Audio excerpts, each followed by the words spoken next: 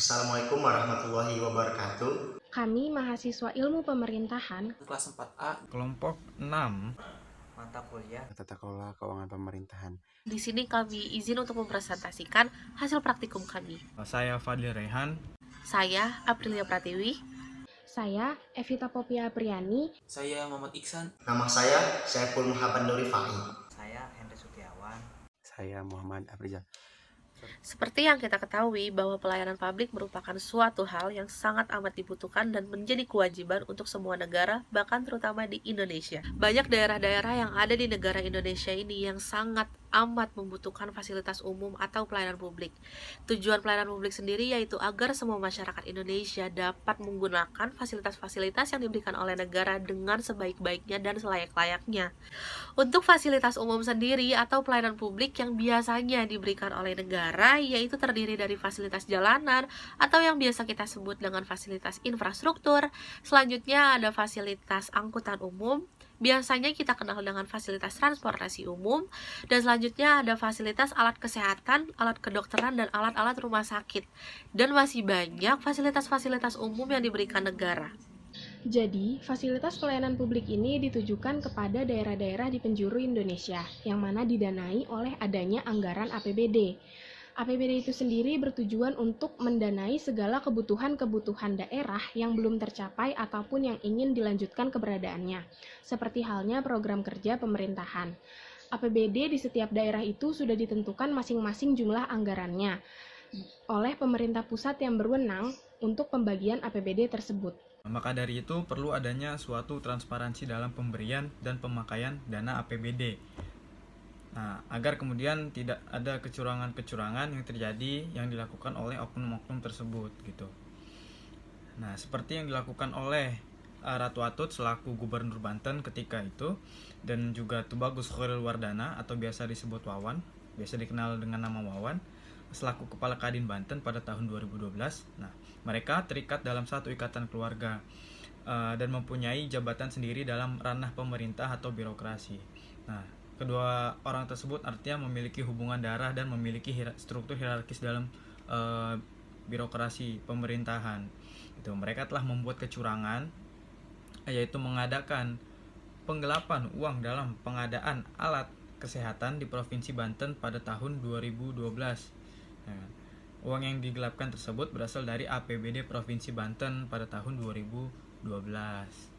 Terkhusus dana yang diperuntukkan pembelanjaan alat-alat kesehatan yang ada di Rumah Sakit Umum Provinsi Banten dan Kota Tangerang Selatan, dana APBD yang direalisasikan untuk pengadaan alat kesehatan ini kira-kira mencapai 240,841 miliar. Yang kedua, realisasi belanja modal sebesar 186,342 miliar. Realisasi anggaran tersebut digunakan untuk pengadaan sarana dan prasarana rumah sakit rujukan, yaitu tadi Rumah Sakit Provinsi Banten dan Kota Tangerang Selatan. Realisasi untuk peningkatan pelayanan rumah sakit dan laboratorium daerah itu mencapai 147,893 miliar. Dan untuk pengadaan alat-alat kedokteran sendiri itu mencapai 126,876 miliar. Sehingga spekulasi yang berdasarkan total anggaran yang dirugikan oleh pemerintah pusat mencapai 48.779 miliar.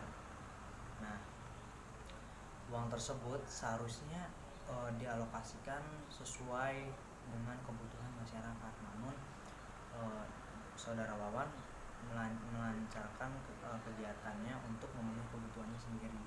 Nah, sehingga pemerintah pusat mengalami kerugian sebesar itu. Teori yang kami gunakan yakni tentang pemerintah daerah. Nah, teori ini yang tercantum pasal 156 nomor 1 Undang-Undang nomor 32 tahun 2004 yang di dalamnya antara lain segala keuangan daerah itu untuk memenuhi kewajiban dan hak bagi suatu daerah. Nah, hal tersebut sudah tercantum dalam pasal 166 bahwa itu harus memenuhi hak dan kewajiban. Namun anggaran tersebut disalahgunakan oleh saudara Wawan. Teori menurut Halim yang mengemukakan bahwa keuangan daerah yang dikelola langsung dan kekayaan daerah yang dipisahkan, termasuk dalam keuangan daerah yang dikelola langsung oleh APBD dan juga barang-barang inventaris milik daerah. Keuangan daerah yang dipisahkan meliputi badan usaha milik daerah. Dari pernyataan kedua teori tersebut sudah dipastikan kegunaan APBD yang sebenarnya seperti apa, dan kasus penggelapan uang dalam pengadaan alat kesehatan tersebut sudah melenceng dari pernyataan teori yang sudah disebutkan tadi. Ya, mungkin saya akan melanjutkan presentasi atau pembahasan dari kawan-kawan sebelumnya. Nah, yang dapat saya sampaikan adalah sebenarnya dalam penggunaan atau kegunaan APBD ini seharusnya diperuntukkan untuk segala hak dan kewajiban di setiap daerah. Nah, di sini justru Ratu Atut dan Wawan menyimpang dari hal tersebut gitu loh.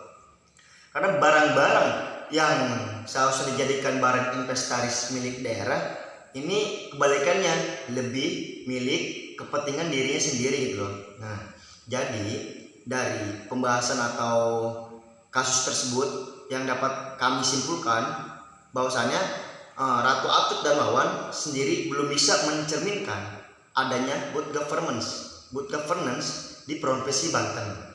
Terlebih lagi, Ratu Atut yang semasanya pernah menjadi gubernur Provinsi Banten ini juga belum bisa mencerminkan hal yang baik terhadap masyarakatnya gitu loh. Nah, namun juga di sini Provinsi Banten belum bisa menjaga APBD yang sudah diberikan untuk Provinsi Banten. Nah, di sini seharusnya mereka Ratu Atut dan Wawan sebagai birokrat pemerintahan ini bisa mencerminkan segala bentuk hal-hal yang baik untuk dilakukan, bukan melakukan hal yang menyimpang dari kasus tersebut gitu. Ya, mungkin dari saya segitu, kurang lebihnya mohon maaf. Wassalamualaikum warahmatullahi wabarakatuh.